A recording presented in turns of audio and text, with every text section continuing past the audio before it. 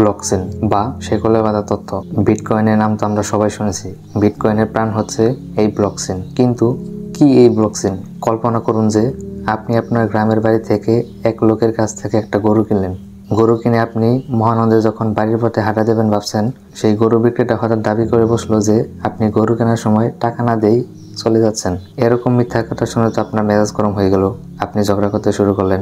ঝগড়া দেখে আশেপাশের লোক জমা হয়ে গেল। কিন্তু আপনার মন্দভাগ্য, আশেপাশের সব লোক আপনার বিরুদ্ধে।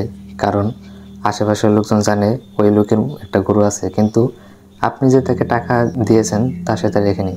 এখন আপনি মনে মনে আফসোস করবেন, টাকা দেওয়ার সময় যদি অন্য আরও কয়েকজন উপস্থিত থাকতো তাহলে আমাকে প্রতারিত হতো না। উপরে কাল্পনিক ঘটনা থেকে লেনদেনের সময় সাক্ষীর গুরুত্ব যেহেতু নিশ্চয়ই আপনি বুঝতে পারছেন। আপনি গরু কিনবার যে একবার ঠকেছেন, এর পরের বার থেকে নিশ্চয়ই এই ভুল করবেন না। তাই পরের বার গরু কিনতে গিয়ে আপনি টাকা পরিশোধের সময় আশেপাশের লোককে সাক্ষী হিসেবে রাখবেন, কারণ সাবধানে মার নেই। তাই সবচেয়ে ভালো হবে আপনি যদি একটা কাগজে সবার স্বাক্ষর নেন এবং কেউ পরে মত পরিবর্তন।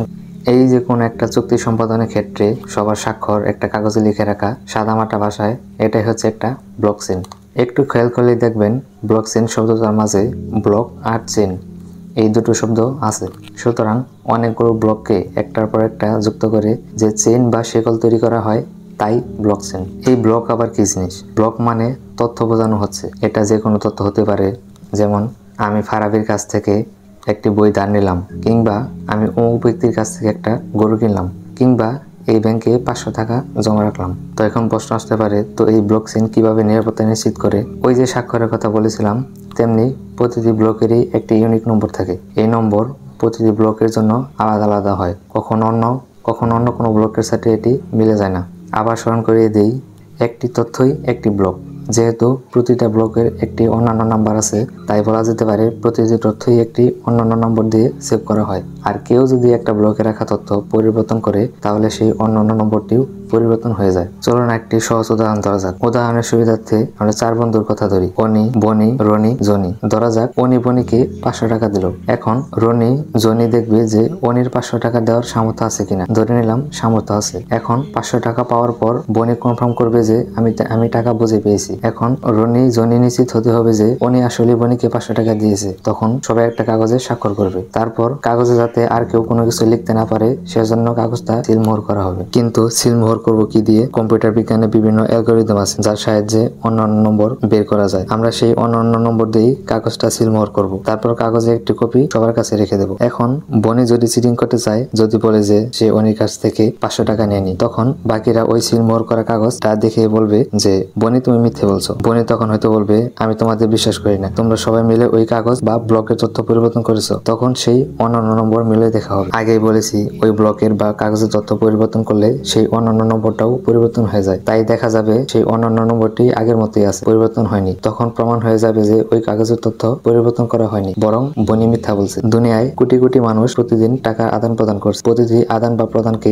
আমরা একটা ব্লক আকারে সংরক্ষণ করতে পারি। তারপর সবগুলো লেনদেন তথা ব্লক শিকলের মতো যুক্ত করব, যাতে করে কেউ কোনো ব্লক বা তথ্য পরিবর্তন করতে না পারে। বিষয়টি আরেকটু স্পষ্ট করি। আসলে ব্লকচেইনের প্রতিটি ব্লকে পূর্বের ব্লকের অন্যান্য নম্বরটাও সংরক্ষণ করা থাকে। তাতে কি হয়েছে আপনার মনে প্রশ্ন আসতেই পারে। মনে করুন কোনো একটা ব্লকচেইনে 100টা ব্লক আছে। আপনি #40 ব্লকের তথ্য পরিবর্তন করতে চান অবৈধভাবে। এখন আপনি যদি #40 ব্লকের তথ্য পরিবর্তন করেন, তাহলে তো #40 ব্লকের অন্যান্য নম্বরটা পরিবর্তন হয়ে যাবে। আবার #40 ব্লকের আসল অন্যান্য নম্বরের তথ্য তো #41 ব্লকে রাখা আছে। যখন দেখা যাবে #41 ব্লকে রাখা আগের তথ্য অন্যান্য নম্বরের সাথে, অর্থাৎ #40 ব্লকের নতুন তথ্য মিলেনি, তখন #40 ব্লকের তথ্য পরিবর্তনের বিষয়টি ধরা পড়ে যাবে। কিন্তু আপনি তো সেই লেভেলে চালাক, আপনি #41 ব্লক হ্যাক করে সেখানে সেভ করে রাখা #40 ব্লকের তথ্য নম্বরটাও পরিবর্তন করে দিলেন। এত কিছুর করেও আপনার শেষ রক্ষা হবে না, কারণ তখন আবার #41 ব্লকের অন্যান্য নম্বরটি পরিবর্তন হয়ে যাবে, যা সেভ আছে #42 ব্লক। তাই আপনাকে একটা ব্লকের তথ্য পরিবর্তন করতে চাইলে পুরো চেইনের প্রতিটি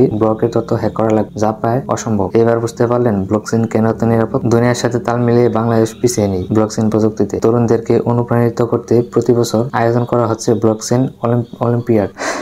স্কুল কলেজ থেকে শুরু করে সদ্য পাস করা কলেজ গ্রাজুয়েট সবাই এই অলিম্পিকে অংশগ্রহণ করতে পারে। বাংলাদেশ ইউনাইটেড ইন্টারন্যাশনাল ইউনিভার্সিটির 3 জন শিক্ষার্থীর দল অ্যাপোক্যালিপস চ্যাম্পিয়ন হয় আন্তর্জাতিক ব্লকচেন অলিম্পিয়াড 6ষ্ঠ আসরে। ব্লকচেন ব্যবহার করে পেমেন্ট বা মেধাতত্ত্ব প্রদান প্রক্রিয়া ইকোসিস্টেম তৈরি করেন তারা। এর সাহায্যে খুব কম সময়ে খুব সহজে ও নিরাপদভাবে কোনো কিছু পেমেন্ট করা যায়। ব্লকচেন ব্যবহার করে অনলাইনে ভোটও নেওয়া সম্ভব। আফ্রিকার দেশ সিয়েরা লিওন ইতিমধ্যেই ব্লকচেন ব্যবহার করে ভোট গ্রহণের কাজ সুষ্ঠুভাবে সম্পন্ন হয়েছে। পাওয়া যায় ব্লকচেন ব্যবহার করে চিকিৎসা, ভূমি ব্যবস্থাপনা, চালকবিহীন গাড়ি সবকিছুই বদলে দেওয়া যায়। এটা অনেকটা সাকালাকা বুম বুমের ম্যাজিকের পেন্সিলের মতো। আপনি যেখানে চাইবেন সেখানে ব্লকচেন ব্যবহার করে ম্যাজিক করে ফেলতে পারবেন। এজন্যই মজা করে বলা হয়